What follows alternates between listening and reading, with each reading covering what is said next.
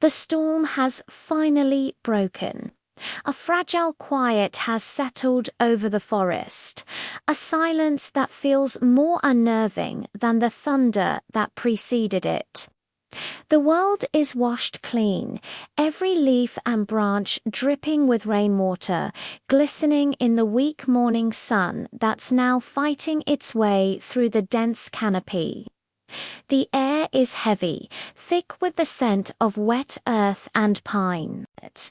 But with the silence comes a familiar, gnawing ache in my stomach. Hunger, it's sharper now, more demanding than ever before. The berries and roots I've been surviving on are no longer enough. I need sustenance. Something more substantial to fuel the fire within, to keep me going in this relentless world. As I scan the forest floor, my eyes catch something in the soft mud, tracks. Not the scattered prints of small creatures, but something larger. Hoof prints. They're fresh, the edges still sharp and clear. My heart gives a hopeful thump against my ribs. A deer, it was here, and not long ago. This is it. This is my chance. The forest, which just yesterday was a raging adversary, might now offer a lifeline. The thought sends a jolt of adrenaline through me, clearing the last vestiges of sleep from my mind. The hunt is on. Every sense sharpens, every muscle tenses. The forest is alive again, and so am I. I begin to follow the tracks, my movements slow and deliberate.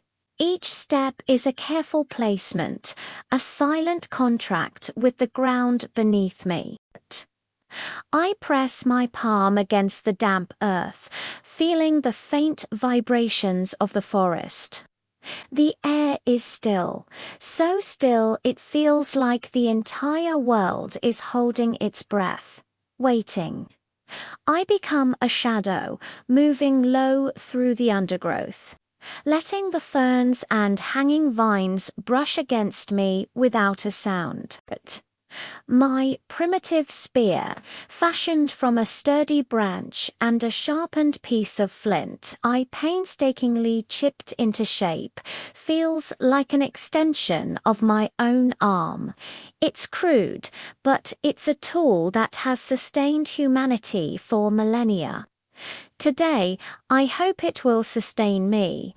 The tracks lead me towards the sound of trickling water, a small stream carving its way through the woods. The ground is softer here, the prints even more defined. The deer was thirsty. It's close. My breathing slows, falling into a steady, quiet rhythm. I try to match it to the pulse of the forest itself, to the gentle rustle of leaves in the faint breeze. I need to become part of this landscape, not an intruder within it. Through a thicket of dripping leaves, I see it, a flicker of movement. A small doe, its coat the color of damp bark, is cautiously drinking from the stream. It's beautiful, a picture of serene life in this wild place, and my stomach clenches with a primal, undeniable need. My heart, which was pounding with anticipation, now slows to a steady, focused beat. This is the moment. Everything comes down to this single action. All the days of hunger, the nights of shivering in the cold, the fear, the uncertainty, it all converges here. I raise the spear, the weight of it familiar in my hand. My muscles coil, remembering the countless practice throws against dead trees. I am no longer just a man lost in the woods. I am a hunter. I am channeling something ancient, a deep instinctual knowledge passed down through generations I will never know. It's a connection to the past, to the very essence of survival. The distance is manageable, but the shot must be perfect.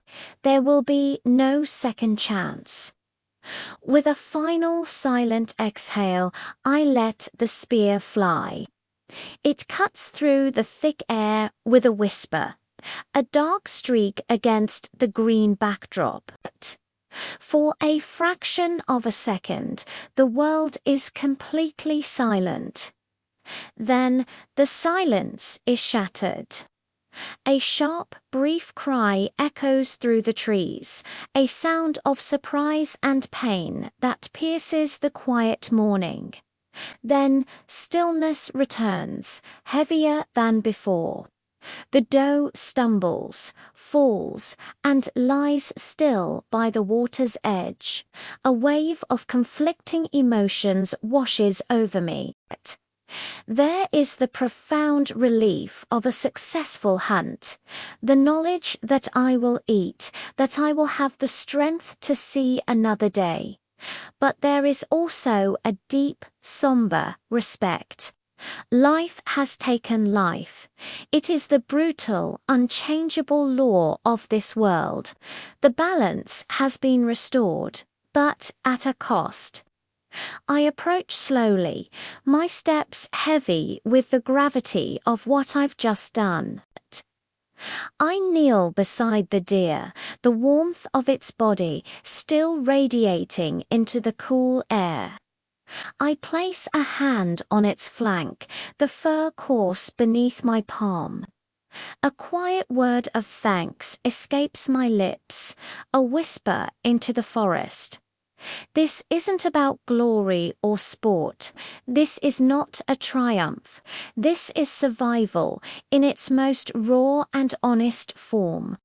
The forest provided, and I am grateful.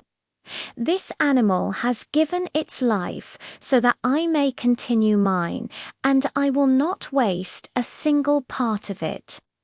The hide will provide warmth, the bones will become tools, and the meat will provide the strength I so desperately need. As the sun climbs higher, managing to pierce the canopy with stronger rays of light, I begin the difficult work. It's a grim task, but a necessary one. With my stone tools, I carefully prepare the meat.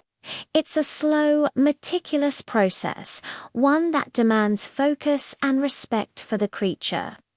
Later, back at my small, sheltered camp, a plume of smoke begins to rise towards the sky. It's the smoke from my new fire, a fire that will cook my first real meal since the storm. The smell of roasting meat fills the air, a scent so rich and promising it feels almost sacred. It's the smell of hope, of strength renewed.